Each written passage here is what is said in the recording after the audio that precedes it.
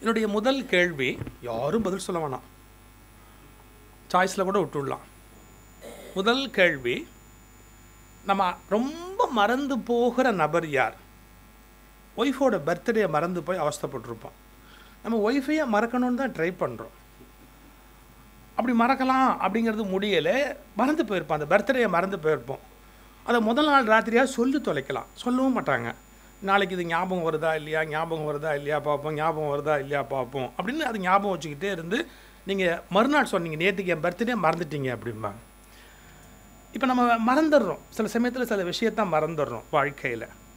ஆனால் நான் இப்போ சொல்ல போகிறது கொஞ்சம் சங்கடமான விஷயம். நம்ம மறந்து போகிற நபர், மறந்து போகிற தேதி இருக்கலாம், மறந்து போகிற நிகழ்வு இருக்கலாம், மறந்து போகிற சம்பவம் இருக்கலாம். ஆனால் மறந்து போகிற நபர், நாம் அடிக்கடி தொலைத்து விடுகிற நபர், அல்லது அடிக்கடி மறந்து போகிற நபர், அல்லது அடிக்கடி நம்மால் தொலைக்கப்படுகிறவர் யார் அப்படின்னு ஒரு கேள்வியை எழுப்பி ஒரு ஆழமான விடை ஒன்று சொல்கிறாங்க. நம்ம அடிக்கடி தொலைக்கிற நபர் வேறு யாரும் அல்ல, நாம். இந்த கூத்து நம்ம லைஃப்பில் அடிக்கடி நடக்குது. நம்ம ஏதாவது ஒன்று நடந்து முடிஞ்சதுக்கப்புறம் நம்ம இப்படி நடந்துருக்க வேண்டாம், நம்ம இப்படி செஞ்சுருந்துருக்க வேண்டாம், இதுக்கு இது வேறு மாதிரி கையாண்டிருக்கலாமே, நம்ம ஏன் இப்படி நடந்துக்கிட்டோம், அப்போது நாம் தான் நடந்துக்கிட்டோம், நம்ம ஏன் அப்படி நடந்துக்கிட்டோன்னு திரும்பி கேட்டால் அந்த கணத்தில் தொலைந்து போனவர் யார்?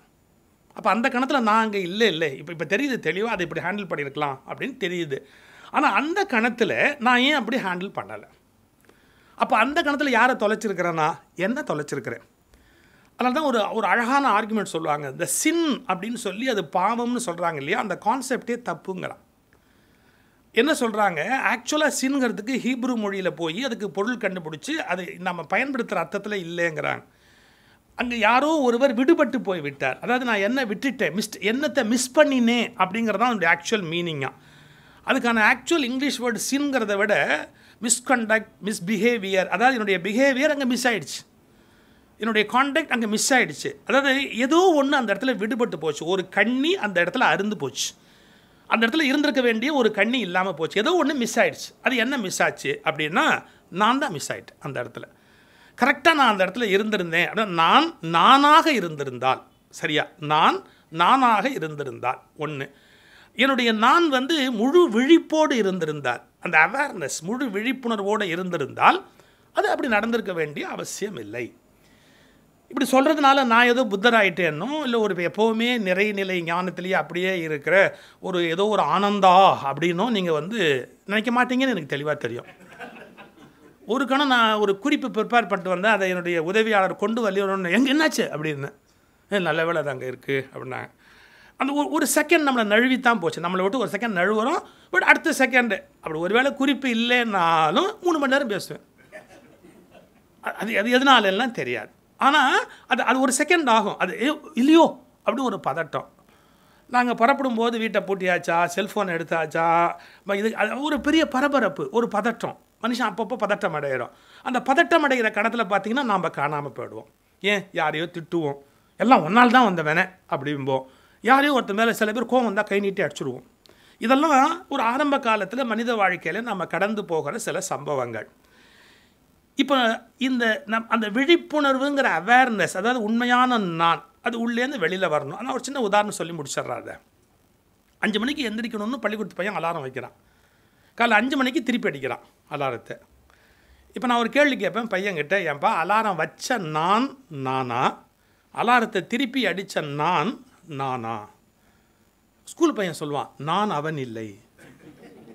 அது கரெக்டு, அதான் கரெக்டான ஆன்சர் சொல்கிறான். நான் அவன் இல்லைன்னா அப்போ நான் அங்கே இல்லை, நான் அவன் இல்லை, நான் தானா, நான் ஏன் இப்படி நடந்துக்கிட்டேன், நானே அது அப்படி இருக்கிற முகம் என்ன, இப்படி இருக்கிற முகம் என்ன?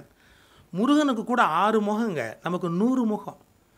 முருகனை விட நம்மளாம் பெரிய ஆள், அவருக்கு மொத்தம் 6 முகம்தான், நமக்கு 100 முகம். ஒவ்வொரு செகண்டில் ஒவ்வொரு முகம் வெளிப்படுது, ஒவ்வொரு மாதிரி நாம் அந்த நேரத்தில் நடந்து கொண்டிருக்கிறோம். இப்போ இதுக்கான அடிப்படை காரணம் என்னன்னு ரிவர்ஸில் போவோம்.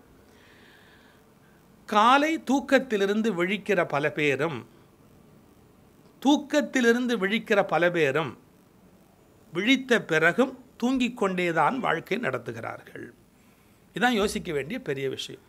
விழிப்பு தூக்கத்திலேருந்து எந்திரிச்சிறமே ஒழிய அது உண்மையான விழிப்பு என்பது நமக்கு ஏற்படாமலேயே போய்விடுகிறது. முழு விழிப்போடு இருக்கணும். ஒரு ஜென் மடாலயத்தில் 10 வருஷம் ஒருத்தன் படிக்கணும், ஒரு குருக்கிட்ட படிக்கணும், 10 வருஷம் படிக்கணும். 10 வருஷம் முடித்ததுக்கப்புறம் அவன் அவன் வெளியிலேருந்து வந்து குருவை நமஸ்காரம் பண்ணுவான். அவன் நமஸ்காரம் பண்ண உடனே குரு ஒரே ஒரு சின்ன டெஸ்ட் வைப்பார். வச்சுட்டு அவன் பாஸ் பண்ணிட்டா வெளியே காட்டுவார், படத்தை விட்டு வெளியே போகலாம். அப்படி பாஸ் பண்ணாட்டி உள்ளே காட்டுவார். மறுபடியும் 10 வருஷம் படிக்கணும். 10 வருஷம் படிச்சுட்டு ஒரே டெஸ்ட்டு தான், பாஸ் பண்ணிட்டான்னு அடையாளம்னா வெளியே காட்டுவார், உள்ளேன்னா இப்படி உள்ளே காட்டுவார். அந்த டே ஒருத்தர் ரொம்ப ஆசாசியாக ஓடியாந்தான் இங்கே. ஆஹா, இன்னையோட நாம் வந்து புதுசாக இன்ஸ்டியூஷன் ஆரம்பிச்சு விடலாம், நம்ம வசூலை நாம் பார்த்து விடலாம் என்னமோ ஒரு நினைப்போம். வேகமாக அங்கேருந்து வர்றான். வந்து இந்த குருவை நமஸ்காரம் பண்ணோன்னு ஒரே ஒரு கேள்வி கேட்டார். உன் செருப்பை வாசலுக்கு வலது பக்கம் விட்டாயா இடது பக்கம் விட்டாயா, எங்கே விட்டாய்? அப்படின்னா உள்ளே போ அப்படி. நீ விழிப்போடையே இல்லையே, நீ உன் செருப்பை விடுற, எங்கே விடுறேங்கிற ஒரு பிரஜை இல்லையே உனக்கு. அந்த அந்த மண்டபத்தில் வலது பக்கமாக விட்டுருக்கிறியா இடது பக்கமாக விட்டுருக்கிறியா, எங்கே விட்டுருக்கிற? நீ எந்த செயல் செய்தாலும் நீ தானடா பொறுப்பு. இந்த விழிப்பே இல்லையே, நீ குருவா போய் எத்தனை பேருக்கு பாடம் சொல்ல போகிற? நீ என்ன செயல் செய்தாலும் நீ பொறுப்பேற்றுக்கணும். நம்ம செய்கிற எல்லா செயலுக்கும் நம்ம பொறுப்பேற்றுக்கணும். அதான் விழிப்புணர்வு.